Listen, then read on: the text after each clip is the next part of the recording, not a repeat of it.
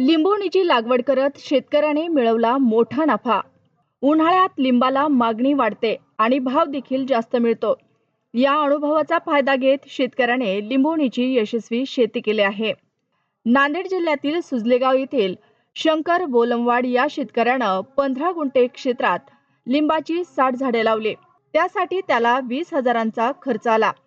आता लिंबाला चांगला भाव आल्याने या शेतकऱ्याला आतापर्यंत 50,000चे उत्पन्न झाले असून आणखी जून महिन्यापर्यंत लिंबोणीला फळधारणा होते। त्यातून चांगले उत्पन्न अपेक्षित असल्याचे शेतकऱ्याने सांगितले।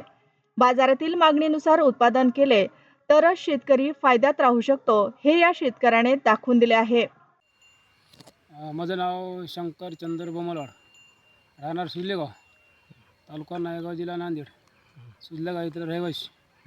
मी पण 10-15 वर्ष शेती करतो आहे। शेती करत असताना असं बाजार स्वतः करून शेती माळ फळ भाजीपाला स्वतः विकतो।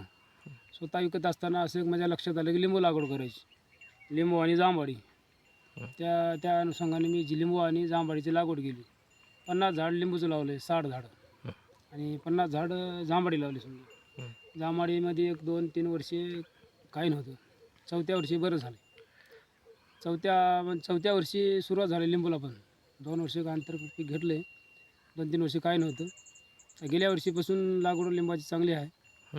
गेल्या वर्षी थोडं मार्केट डाऊन असल्यामुळं काही तेवढं झालं। आमदा याच्यामध्ये फळ पावसानं ज्यावेळेस आपण ज्याची आंतरमशागत ते करतो त्यावेळेस पाणी पडल्यामुळं फळ कमी आहे। त्याच्यामुळं आमदा थोडा भाव बऱ्यापैकी आहे। किती? 150 ते 200 रुपये किलो आहे। हिरवा माल 150 रुपये किलो जाते आणि पिवळा पडलेला माल 200 रुपये किलो आहे। समजा 50 रुपये 40 रुपये पाव जाते। असं बाजारामध्ये बसून विकलं तर 10 रुपयाला किंवा 5 रुपयाला असं